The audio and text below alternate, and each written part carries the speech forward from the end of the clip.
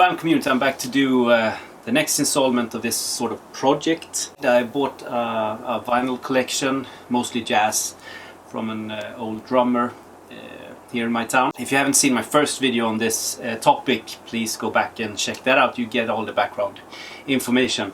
Now this time I have some killer jazz records that I want to show you, so only jazz this time, and 95% of his collection was jazz, so mainly jazz all the way through, I guess.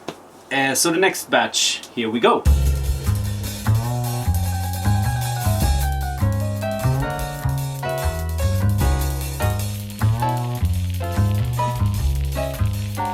I'm not gonna go very deeply into this artist because I'm gonna do something with this artist later on. But this was in the collection, so I wanted to show it, but keep this in mind. This is a compilation of recordings from 1951 to 54 by the fantastic baritone saxophonist Lars Gullin. One of, if not the most famous jazz player in Sweden. Great compilation, some of his most known tunes, thick sound of the baritone sax. Check it out, more to come. Okay, so next one is one that I was super glad to find because I knew nothing about this. This is Facets, #1 with Miles Davis, a French compilation from compiled and released 1978. What it is a compilation of recordings that wasn't released on any Miles Davis record. So you have some sweet tunes by sextet, the quintet, and also the more big band orchestral sort of output that Miles was involved in, or with the Michael Legrand Orchestra. On the first two songs we have Miles Davis on trumpet, we have Wayne Shorter on tenor saxophone, we have Paul Chambers on bass, and Jimmy Cobb on drums. The second one is with the quintet, so you have Coltrane, Garland, Chambers, and Philly Joe Jones on drums, and it just keeps on going.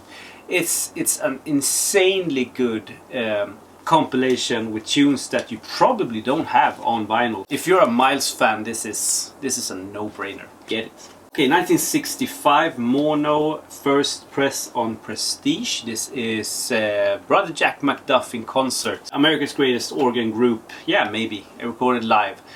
Recording quality is so-so. The record is good. It's not his best by any means, but it's good. George Benson on guitar does a fantastic job on this. Now, I have to admit, too much Brother Jack McDuff or organ-based records in general, to me it gets a little bit boring. I lose my interest, so like one record is enough, then I have to change it to something else. But McDuff record to the collection any day of the week. Okay, so the next one is a Impulse record, and a little bit later, 1978, I think this was put out also with Sonny Rollins. There Will Never Be Another You, but the nice thing about this is it was recorded by Rudy Van Gelder in 1965 from a live take that they did on MoMA, Modern Museum of Modern Art in New York. So you have a fantastic lineup here with Tommy Flanagan on piano, Bob Cranshaw on bass, and both Billy Higgins and Mickey Rooker on drums. Cheap Heat. Get this, it's an Impulse record. Rudy Van Gelder, great recording quality. Musicians, fantastic. Sonny Rollins, 1965. I mean, what's not to like? Okay, so the next one is Art Blakey and the Jazz Messengers record. I think this is a Dutch, or is it a French 1965 reissue. Looks like that, and here's the backside. So this was put out by Elektra in 1957, I think, and it was called, I have to read here, A Midnight Session with Art Blakey. And the only one that I really knew about playing on this, Jack McLean on alto saxophone. It looks like this. So here you got the original like artwork of this, and this is on Savoy. What you get here is 1957. This is just 1 year before Moanin' and Night in Tunisia, so even if it's not at all the same lineup, you get the same like quality Gas Messengers output. A great record. Okay, I was a little bit disappointed with this, but then again, it's a keeper. It's the Wes Montgomery's Road Song from 1968. It's an okay record. It's not mind-blowing or anything. It's an okay standard like jazz record. Huge lineup. You have Herbie Hancock playing on this, Hank Jones, Jack Jennings, Stan Webb. A lot of the Who's Who, recorded at Van Gelder Studios, Ruud Van Gelder Engineering, 1968, on A&M Records. But I think it's a sort of a deal between CTI and A&M. I don't know. If you know, please write in a comment if they had any sort of collaboration or something like that. Nice German record from 1968, and I talked about feeling like organ records gets a little bit dull. Then you have to hear this, because there's nothing dull about this at all. This is George Kuntz on organ, and the record is called St. Peter Power, with Eberhard Weber on bass and Daniel Humeyer on drums. So this was recorded live in a church. So he plays on the church organ, and the sound quality is just fantastic. It's insane. It's recorded July 15 and 16 in the Kloster und Pfaffkirche, St. Peter Schwarzwald. Yep, that's where it was recorded. And the sound is so big. It's just like you're sitting there in the church listening to the organ just howl. Okay, this is a Swedish rare record. Rare record, and I'm super glad to finally have this.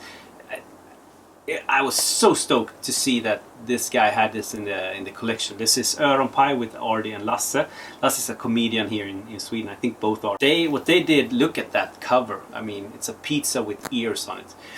They assembled the who's who of the studio mafia back in the days. They have Janne Schaffer, Ola Brunkets, Stefan Brolund, Amando Jarr, Bernt Egerblad, and so forth. What they came out with 1973 was a humorous sort of fusion and funk record, very typical of that sort of Nordic fusion sound from this period, especially the sound that Janne Schaffer is being a part of, like Irmil or his first solo record, Pop Workshop. You know the deal. Highly recommended for all you sort of Swedish prog fans out there. So check that out if you're a prog fan. This is great. Everyone should own this. And it's in near mint condition. This is Jimmy Smith on Sunset. But this is, I think that Sunset, they had to have like rights to put out Blue Note records in the late 60s, early 70s, because this is a 1970 reissue of it's called House Party to start with, from 1958. In this incarnation it's called just Friends.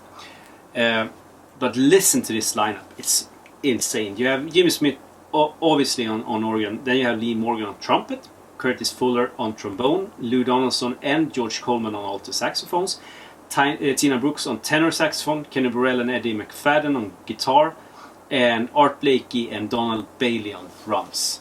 I mean, fuck, come on. Like, what a lineup. And you can buy this for like €5.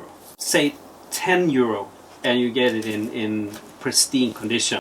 And it sounds great. I mean, maybe not as good as a Blue Note original or anything like that, but it's not the same kind of money, is it?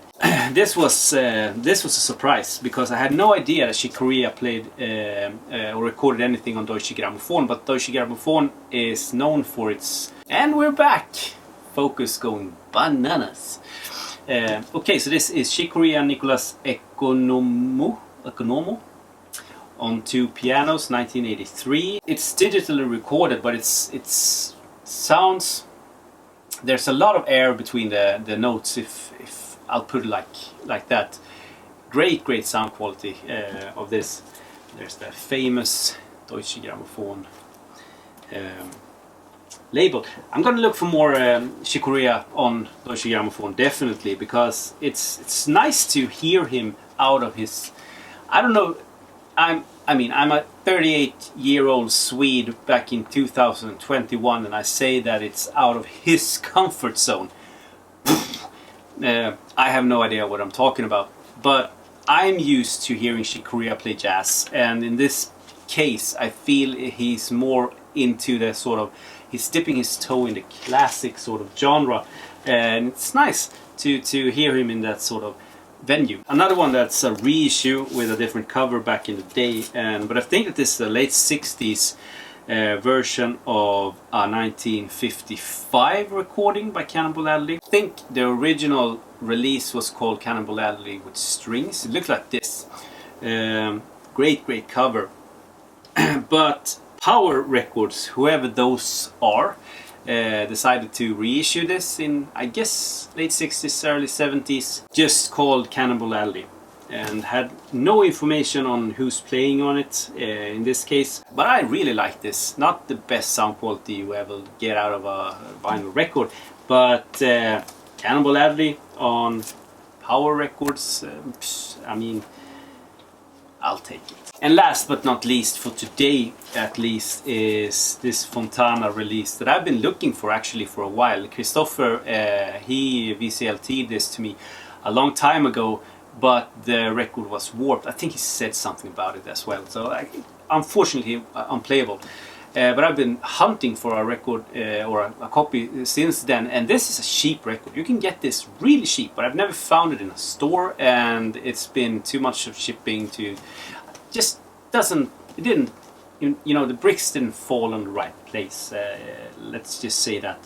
So this is back to back with Miles Davis and Art Blakey. What you get is packed sides of fantastic record. On the first side you have the soundtrack to the French movie Ascenseur pour le Fond. You have, there's the original artwork of that record, and this is two sides obviously, and all these songs are cramped into one side, the A side of this reissue. So you have Kenny Clarke on drums, but other than that it's French players with Miles Davis. Now on the second side you have Art Blakey and the Jazz Messengers 1958, so a year after Miles played. Also an original soundtrack of a French movie called The Femme Disparaissante, something like that. But here you have Lee Morgan on trumpet, Billy Golson on tenor sax, Bobby Timmons on piano, and Jimmy Merritt on bass. And that's a pretty good lineup.